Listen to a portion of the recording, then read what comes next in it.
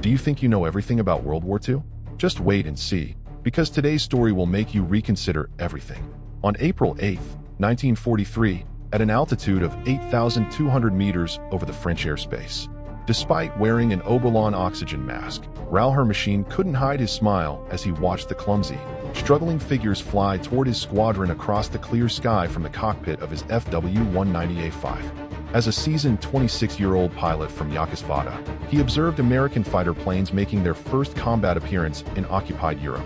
He sarcastically told his comrades, "Our army has sent us flying vessels that can't help but laugh at the sight of those huge Republic 47 Thunders struggling at altitude. Below, 16 B-17 CS of the 4th Fighter Group are struggling to climb in tight formation. Their 2,000 horsepower Pratt and Re 1800 engines are struggling against their 7-ton weight." To the German pilots accustomed to the sleek spy aircraft and agile Soviet fighters, these bulky American machines look ridiculous. The cylindrical aircraft with its glass-enclosed compartments like greenhouses, its wings seemingly too small for its massive body, and its enormous propellers make everything in the German Air Force look smaller. But what Hermachine didn't know, and what none of the German pilots soaring overhead could imagine, was that they were witnessing the emergence of a weapon that would progressively destroy the German air power. In just 18 months, these flying milk bottles would transform from objects of ridicule into terrifying tools. With their Browning 8 machine guns becoming the sound the Germans feared in the sky, the numbers of destruction were already at work in those vast wings. 3,400 rounds at a total rate of fire of 6,000 rounds per minute were enough to split a Messerschmitt in half in less than 2 seconds. The transformation began that very morning when Colonel Don Bly, commander of the 335th Flying Squadron, saw the German squadron preparing to attack. The former pilot of the Great Eagle Squadron, who had just transferred from the Rap Speedfire a few weeks earlier, understood what his comrades didn't. To survive in the 47, they had to give up everything they thought they knew about air combat. Thunderbolt represented a completely different turning point, a difference in fighter aircraft design philosophy. While the Germans pursued lightweight interceptors optimized for climb and maneuverability, Republic Aviation created a monster of unprecedented altitude, using its weight, power, and firepower to redefine the rules of air warfare. Among the 56 American pilots spread across the French skies that morning were those who would become legends, future demi-humans whose names would strike fear into the hearts of the Luft Army. On April 8, 1943, the Americans, in their infancy with an untested aircraft, faced the world's most seasoned pilot force. The German pilots had fought continuously since 1939 against veteran fighters from Poland, France, Britain, and Russia, while the Americans had never seen a day in combat. This story illustrates how industrial logic has defeated tactical excellence, how numbers and quality blended to create overwhelming power and a sense of terror in the German pilots as they realized the terrifying power the Browning machine gun could inflict on an aircraft from 400 yards away. The P-47 Thunderbolt was born from that terror in June 1940 when German fighters swept across France. Alexander Kvery, the original Kruya designer at Republic Aviation, received urgent requests from the U.S. Air Force. They needed a high-altitude interceptor that could rival the best of the LFE. Instead, Kvery designed a monster that redefined what was possible. It would be like a dinosaur.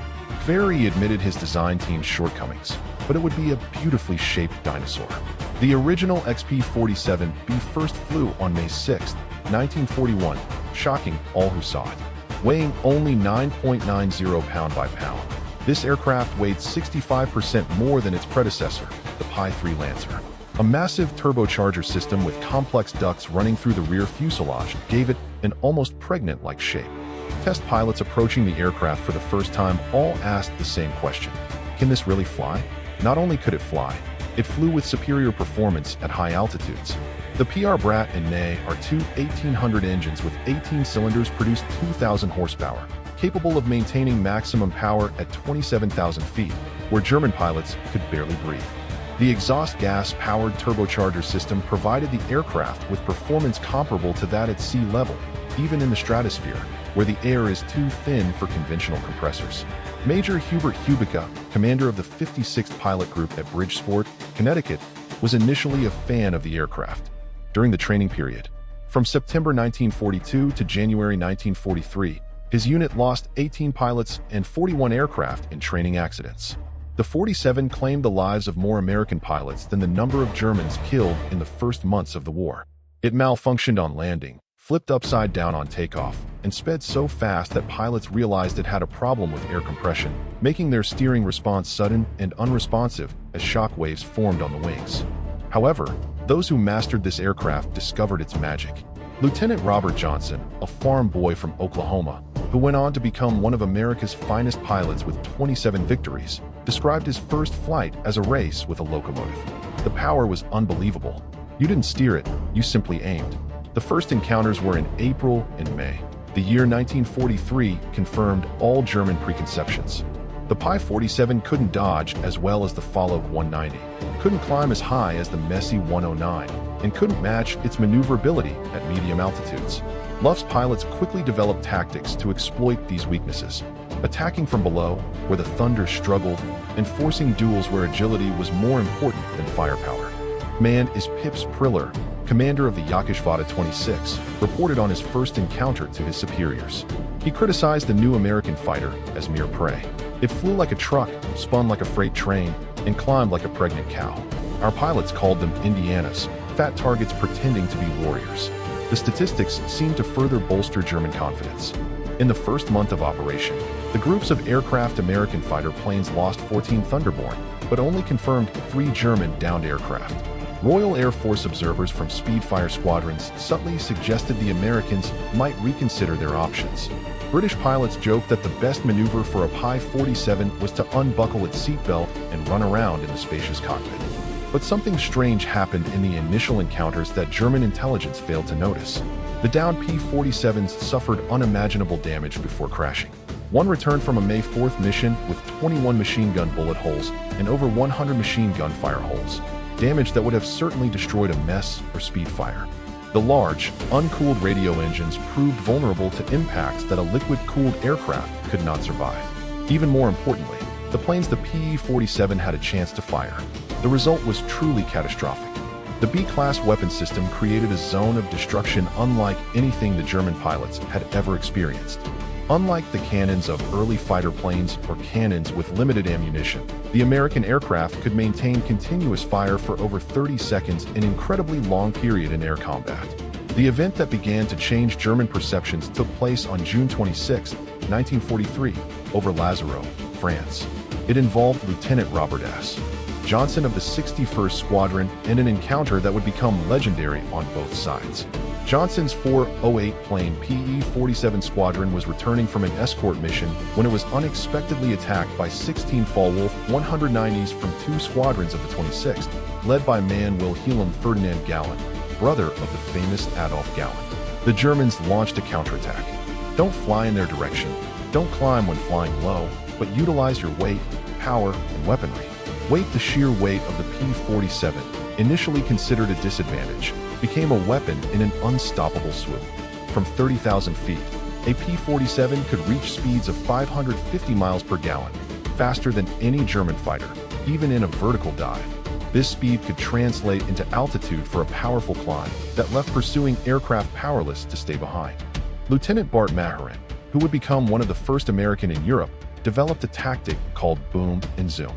Although pilots nicknamed it Thunderbolt talk shoot, instead of engaging in traditional duel, formations of P-47s would fly to 30,000 feet, higher than German fighters could operate effectively. When the WAF fighters appeared below, the Thunderbolt fighters would flip upside down and dive. Achieving the speed made misfires impossible for the defending Germans. Upon reaching the bottom of the Caculeo, the American heavy machine guns would open fire. Surviving German pilots described the feeling as facing a wall of lead. The combined firepower created an impenetrable zone of destruction. Aircraft caught in this firepower not only fell, but were also annihilated. The true spectacle of the American military's firepower was clearly demonstrated in the twin air raids on Schwingfurt and Regensburg on August 17, 1943. It was the deepest penetration into German territory up to that point. This mission demonstrated both the limitations of the P-417, including its range despite its fuel tanks, and its terrifying effectiveness when used correctly. Major David Chilling, leader of the 62nd Fighter Squadron, encountered a formation of Messerschmitt 110 fighters. They were preparing to attack the B-17s with their large cannons and rockets. The heavily armed, but less maneuverable twin-engine German fighters were first specialized killers of bombers. Xing's squadron of 4 Thunders plunged from an altitude of 28,000 feet. Unofficial Henrik Rod, a gunner in one of the surviving Mi-110s, later recounted in interrogation that the American fighters came down like hammers from the sky. He opened fire from a distance of 800 meters and had some good hits. He saw bullets hit the fighter's wing. The P-47 didn't even swerve. Then the plane in front of us simply broke apart, not just shot down, but destroyed. The wing detached from its body. The tail was cut off. The cockpit was ripped to shreds of metal. In just 2 seconds, the Mi-110 was a pile of scrap metal. 8 Mesed 110 were destroyed in less than a minute. The German pilots had never experienced such concentrated firepower. Each P-47 carried 425 rounds per gun, totaling 3,400 rounds, weighing nearly 900 pounds. At the convergence distance, usually set at 300 wide, all 8 gun trajectories intersected for an area of about 6 feet in diameter. Everything in that area faced 100 rounds per second, each traveling at 2,900 feet per second. This very type of ammunition demonstrated the industrial prowess of the United States. While German fighters typically struggled with limited artillery fire of 120 to 200 rounds for a 20 caliber weapon, American pilots could maintain firepower for more than half a minute. Standard combat loads typically included armor-piercing rounds, fragmentation rounds, and shrapnel rounds. The standard was arranged in a way that was both destructive and incendiary. Lieutenant Colonel Francis Gabreski, who would become America's #1 player in Europe with 28 victories, described its effectiveness. When you fire at them with all 8 guns, they not only fall down, but they explodes. I saw a 109 cut in half, tail falling in one place, head and wing in another. The pilot never knew what had happened to him. By September 1943, LFER had discovered a frightening fact about the P-47. The P-47's performance increased dramatically at high altitudes, while German fighters were negatively affected.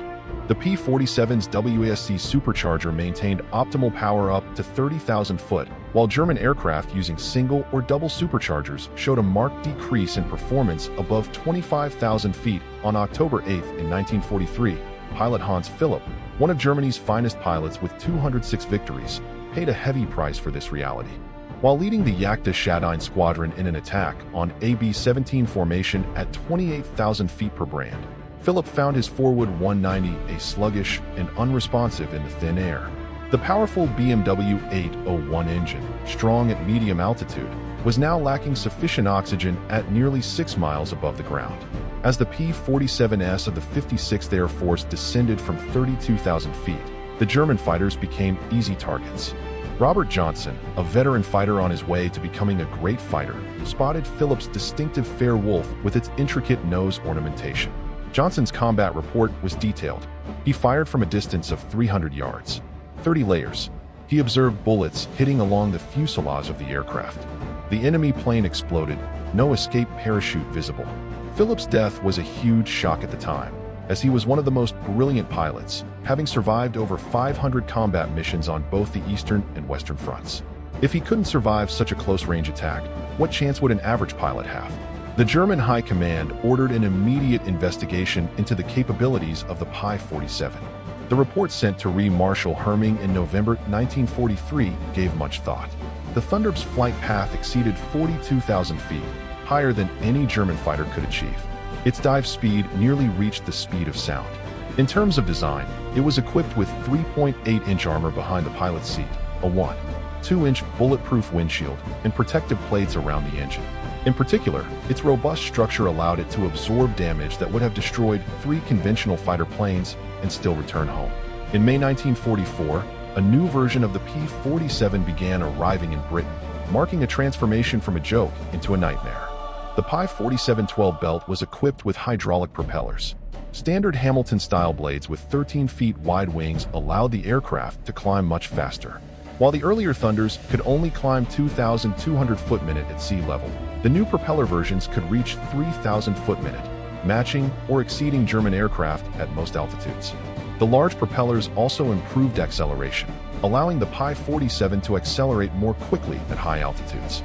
Pilot Snowker of Yaktasta 11, a veteran with over 200 combat missions, encountered these new versions in May. In 1944, during a bomber interception mission near Hanover, he wrote in his combat diary, "The heavy American fighters knew how to climb. We attacked a formation near Hanover, expecting the advantage as always. They turned around and fly up with us. When we tried to leave, they followed us for 30,000 feet." Smith was shot down and blown up, leaving only smoke and debris. "These aren't the planes we were laughing at last year." Patablaze fan blades did more than improve performance. It changed the sound of the Thunderbee. The characteristic growling sound of the P-47S when flying at supersonic speeds could be heard from miles away. German soldiers on the ground reported that they could identify approaching P-47S solely by their sound. It was a deep, rumbling sound, like a deadly warning from a warship. They started calling it Donald's Thunderbolt. By May 1944, P-47S equipped with external fuel tanks were able to escort bombers deep into German territory. The standard version carries two 108-gallon fuel tanks in the wings or a 75-gallon tank under the hood, extending the range to over 1,000 miles. With paddle blade propellers that improve performance even under heavy load, the Thunderbonds can fight on equal footing right after dropping off their fuel tanks. LF Wafer's response was to focus on bombers, hoping to inflict enough damage to halt the American daytime operation. But this requires flying through Pi-7's escort formation, which is becoming increasingly suicidal. The pilots developed a reluctant respect, almost a fear, for the large American fighter jets. Major Gay A.R., one of Germany's finest drivers with 275 major victories on the Eastern Front, survived an encounter with Pi-7 on May 6, 1944, leaving him severely wounded. Later, in a post-war interview, he recalled, "We saw them high up in the sun, their plump silhouettes silhouetted against the sky. Someone laughed and said, 'These are flying pigs.' But no one laughed anymore. 30 seconds later, they swooped down like a landslide, faster than we could react. The first attack destroyed 3 of our fighters. They vanished, becoming burning wreckage. Their weapons didn't attack like the AUS, but spewed out continuous streams of fire. Getting caught in that stream of fire meant instant death." Escort missions revealed another advantage of the Pi-47, endurance. While German fighters had to operate at maximum power and consumed fuel rapidly, the large American engines could fly efficiently at high altitudes. The Thunderbots could stay with bombers for hours, taking turns protecting while still maintaining enough fuel for combat and return. As more and more P-51 Mustangs appeared to take on long-distance escort roles in the spring of 1944, the units the P-47 increasingly focused on ground attacks. This role would make them the most feared aircraft in the German arsenal. This shift began dramatically in April 1944 as the Allies prepared for the invasion of France. The Thunderboss's heavy machine gun batteries proved equally effective against ground targets. Standard armor-piercing rounds could penetrate the top armor of most German vehicles, while the massive firepower could destroy soft targets in seconds. In one attack, the P-47S dropped 160 rounds in an area of fire roughly the size of a truck. However, it was the addition of bombs and missiles that transformed the P-47 into a true multi-purpose fighting machine. The P-47 could carry 2 1,000-pound bombs under its wings and a 500-pound bomb under its fuselage. This bomb load was equivalent to. These were medium bombers at the beginning of the war. Later versions were equipped with short rocket launchers capable of carrying 10 HVR rockets, each 5 inches high, equivalent to a 105mm artillery shell. Colonel Hans von Luck, commanding the 125th Tank Regiment in the Normandy campaign, witnessed attacks from Pe-47s firsthand. These aircraft flew so low that the pilots' faces were clearly visible. The sound was terrifying, the engines roaring, the rockets whizzing, and then the explosions of the heavy machine guns. A convoy of our trucks was unexpectedly destroyed in a single attack. 20 vehicles were reduced to burning wreckage. The psychological impact on the soldiers was horrific. They called them Jabos, but in reality, they were flying cannons with the precision of marksmen. On June 6, 1944, Luck realized a complete shift in the balance of power. Over 500 Pi-47s provided air cover for the invasion, creating an impenetrable protective umbrella over the beach. German fighters attempting to approach the bombardment area were destroyed en masse. Oberleutnant Wolfgang Fischer, one of only 3 German pilots to reach the beach that day, reported that the game belonged to the Americans. The Thunderbots stood their ground from altitudes up to 30,000 feet above the water. We tried to break through the defenses at dawn. There were 12 fighters in my group, but only I returned. The Pi-47s were waiting at every altitude. You couldn't fly over them or dive under them. Their bullets turned our fighters into scraps of aluminum.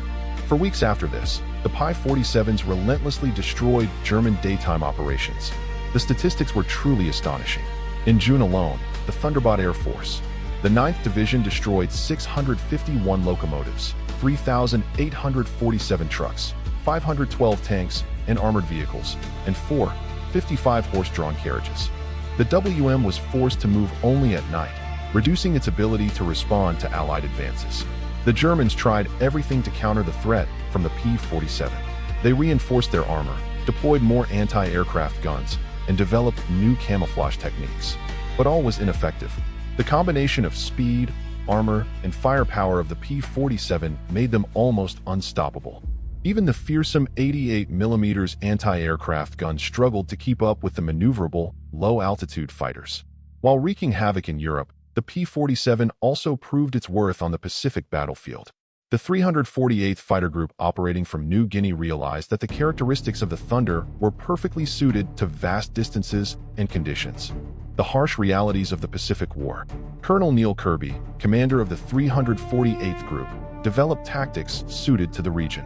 On October 11, 1943, CBY led 4 P-47s in an attack on 40 Japanese aircraft over World War I, shooting down 6 enemy planes in a single flight, earning the Medal of Honor.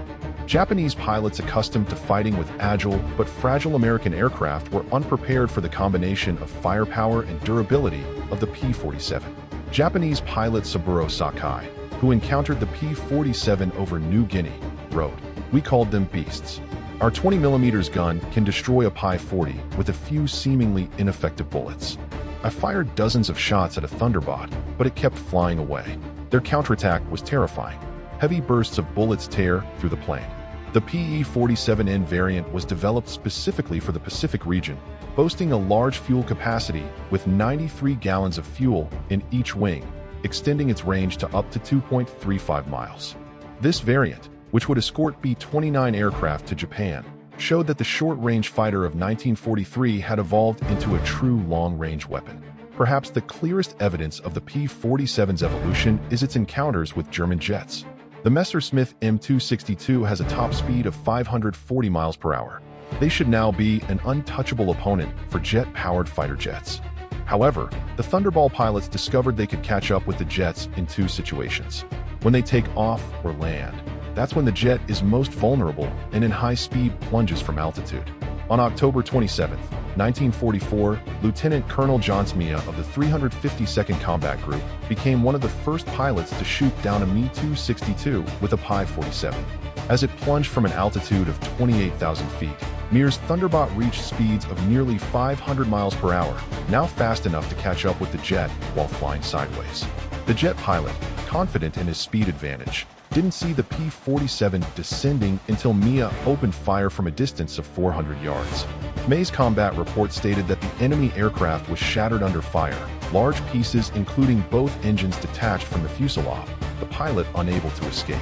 The concentrated firepower of the 850mm guns proved more effective than expected compared to jet aircraft. In early 1945, specialized 7-batch P-40 variants were deployed to counter German jet aircraft and V-1 flying bombs. With a water and methanol injection system that increases power to 280 horsepower and fine-tuned dynamics, these Thunderbolts can reach speeds of 470 miles per hour at an altitude of 30,000 feet, fast enough to stop even jet aircraft under certain conditions. Major George Boswick, commanding the 63rd Squadron equipped with P-47s, shot down 2 M262s in May 1945. His tactical report emphasized firepower over speed. Jet planes are faster, but they can't turn and they can't withstand an attack. A good volley from our artillery and they'll be torn to shreds like paper. He added, they had to slow down to attack the bombers. That's when we seized the opportunity. The ultimate proof of American industrial power came in Operation Ben Platter, a desperate attempt by the wartime forces to destroy Allied air power on May 1, 1945. Nearly 900 German fighters, including some of the best pilots remaining, launched surprise attacks on Allied airfields in Belgium and the Netherlands. At airfield I-34 near where the P-47 Squadron of the 365th Fighter Group was stationed, the initial attack was successful. German fighters destroyed 22 Thunderbolts on the ground along with several other aircraft. A captured German pilot brought to headquarters pointed to the burning planes and mocked. What do you think of that? Major George Brookings' reaction became legendary in the 9th Air Force. He pointed to the row of planes where the ground crews were already pushing the damaged planes aside and preparing for replacements. Tomorrow we'll have 40 new ones, and how long will it take you to replace your pilots? The smiles of the German pilots vanished. In just 48 hours, brand new P-47D-40s filled the ranks. Shipped from warehouses in England, LFER lost 271 planes and 213 pilots in Operation Burn Platter, including many irreplaceable instructors and squadron commanders. These losses were something they could never recover. The Americans lost a total of 134 planes across all the airfields attacked. All were replaced within a week. The numbers told the story of inevitable failure. Republic Aviation had produced 15,680 P-47s throughout the war, more than any other American fighter. At the Farmingdale plant on Long Island, at peak times at most, one Thunder was being produced continuously every hour. The Evansville plant in Indiana, built on abandoned farmland in 1942, was producing up to 500 aircraft per month in 1944. Each .47D required 65,000 individual components, 8 miles of wiring, 2,000 aluminum plates, and 300 rubber plates. The engine alone had 2,400 parts machined to the thousandth of an inch. Yet, American workers, many of whom were women who had never seen an aircraft before the Japanese attack, assembled these complex machines with a precision far exceeding peacetime standards. Ammunition production was equally impressive. Each .50 caliber sortie required 40 rounds, and hundreds of Thunders were performing daily missions. By mid-1944, ammunition consumption exceeded 10 millions of rounds per month. The Lake City Arsenal plant in Missouri, one of many ammunition factories, produced 30 million rounds per month. Each round was manufactured with 10,000 times the accuracy of an inch, ensuring smooth reloading. Fuel demands were also enormous. Each Thunder consumed 100 gallons per hour of normal flight, and up to 300 gallons when fighting with the full water system activated. By the end of 1944, the 9th Air Force alone was consuming over 25 million gallons of fuel monthly. All this fuel was transported across the Atlantic by tankers, a product of America's mass production line. Even more impressive than aircraft production was the training of pilots. By 1944, the United States was graduating 30,000 pilots annually from advanced training courses, more than Germany had trained in its entirety. The war effort. Each .47 pilot had at least 400 hours of flight training before going into combat, including 100 hours flying advanced fighter aircraft. In contrast, German pilots often went into battle with less than 100 hours of flight time in total. The difference in quality was evident in the battles. American pilots who arrived in Europe had been trained in formation flying, instrument navigation, gunnery control, and tactics. They practiced engaging captured German aircraft, understanding the enemy's capabilities and limitations. They had mastered their aircraft systems, learning from technical manuals that were never provided to pilots. Lieutenant Eugene Roberts, upon arriving in England in September 1944, is a prime example of the American training advantage. He recorded 420 hours in his logbook, including 75 hours flying the .47. He had fired at towed targets, practiced deflection, and studied camera footage from actual battles. The truth: in his first mission, he knew exactly what he had to do, because the merit he faced could not have been half as experienced as him. It really wasn't a fair fight. In May 1945, Oberst Lloyd Isep Pryor, the pilot who had called the 47's pregnant cows 2 years earlier, was interviewed by German propaganda officials to boost morale. His statement, considered too pessimistic to publish, represented a complete shift in German attitude. The one was the best fighter bomber ever built. Its firepower was unprecedented. Weapons that never jammed, never overheated, and never ran out of ammunition in ordinary battles. They carried bombs like medium bombers, fired rockets like artillery, and fought like fighters when necessary. But more importantly, it was the meaning it represented. The unlimited American production process. They lost 10 of them, they produced 20. While we lost one, that one was never to return. Their pilots were better trained than our instructors. They had fuel for training, ammunition for practice, and spare parts for everything. We only had courage. But courage without resources is only a delayed defeat. We laughed at them in 1943, but now no one laughs anymore. When you hear the gunfire, you know death is near. That sound haunts our minds. Precision machinery, unstoppable. Like everything from America, it represents absolute material superiority. They didn't defeat us with better tactics or braver pilots. They buried us under a flood of steel and metal. By April 1945, the German Air Force existed only on paper. Lack of fuel rendered most planes incapable of taking off. Experienced pilots were dead or captured. The airfields, the planes were reduced to rubble. But even with planes and fuel, the German pilots faced a long and arduous task. Attacking meant facing dominant P-47 formations at every altitude from ground level to 40,000 feet. Weibull Cloudpresser, one of the last German pilots trained in 1945, completed only one combat mission before the war ended. The encounter with the P-47S over Leipzig lasted less than 12 seconds. I saw them swoop down from 4 Thunders in perfect formation. I tried to turn around, but they were too fast. Because the gunner was firing from 500 meters away, my plane shook as if struck by a sledgehammer. The engine exploded, the wing ripped off. I narrowly escaped death. From above, I saw them destroy my entire squadron. After the fighter disappeared in less than a minute, it started to rain. Down, burning aluminum and corpses. The psychological impact was devastating. German pilots developed what doctors called Japo syndrome, where physical symptoms of stress appeared upon receiving reports of Thunderbolts in the area. Veterans who had faced speed fires and hurricanes without fear were now sickly during missions against the P-7. The distinctive sound of approaching Thunderbolts terrified ground troops, who knew that to survive they had to find cover immediately. The final figures on the P-47's performance were unbelievable. 3,750 German aircraft destroyed in air combat, 3,315 aircraft destroyed on the ground, 86,000 railroads destroyed, 9,000 locomotives destroyed, 6,000 armored vehicles destroyed, 68,000 trucks destroyed, 60,000 towed vehicles destroyed. Horses were destroyed in the Pacific. 697 Japanese aircraft were destroyed in air combat. 150 aircraft were destroyed on the ground. 1.50 vehicles were destroyed. 150 locomotives were destroyed, along with countless barges, ships, and other infrastructure. All of the operations of the 9th Air Force, primarily equipped with P-47s, carried out 213,870 combat sorties, dropped 120,000 tons of bombs, fired 135 million rounds of ammunition, and launched 60,000 rockets. The Thunder squadrons achieved a kill ratio of 4.60 to 1 in air combat, while maintaining the lowest loss rate of any Allied fighter bomber. Behind these numbers lay a heavy price. The U.S. WAF Air Force lost approximately 28,000 pilots in battles against Western Allied forces.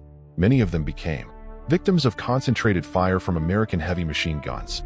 Each secret represented years of training that Germany could never replace. By the end of the war, each captured German fighter pilot had less than 30 hours of combat experience. The average P-47 pilot had just over 200 flight hours. At the LF WAF Interrogation Center in Oberasel, captured Allied pilots were interrogated by German intelligence officers. Documents obtained in 1945 revealed Germany's assessment of Allied aircraft. The P-7's records, constantly updated throughout the war, showed a complete shift in perspective. In April 1943, they assessed the P-47 as a large, difficult-to-fly fighter aircraft inferior to German aircraft in every performance parameter except rate of fire. They believed the P-47's machine gun armament was insufficient against cannon-equipped aircraft and considered it a threat. At a minimum, by December 1943, the assessment had changed as they recognized the P-47's high performance at high altitudes, its extremely robust structural strength, and its increasingly formidable firepower. Pilots improved tactics, leading them to assess the P-47 as a significant threat at altitudes above 25,000 feet. By June 1944, the P-47 had become an overwhelmingly superior fighter bomber to all German aircraft at altitudes above 20,000 feet, and its firepower inflicted heavy damage on any target. The aircraft structure made it extremely difficult to shoot down, resulting in the P-47 being considered a serious threat at all altitudes. By May 1945, the P-47 was considered the best fighter bomber in the war, with a perfect combination of firepower, durability, and performance. Assessments of pilot quality were very tall. However, the P-47 was unable to participate in direct combat. In 1985, at a reunion of German and American pilots in Phoenix, Arizona, former enemies met peacefully. When asked about the P-47, General Adolf Galland, former commander of the LFER combat force, recorded a complete shift in perception. He said, "We made a grave mistake in 1943. We saw this big, heavy plane and laughed at it. We thought the Americans didn't understand anything about air combat, thinking they built a bomber and called it a fighter plane. But the truth is, we are the ones who don't understand. The Americans weren't trying to develop a European-style fighter jet. Instead, they built one in the American style, focusing on production, firepower, and survivability. They understood that in a war for resources, the aircraft that could withstand the attack and inflict devastating firepower would win.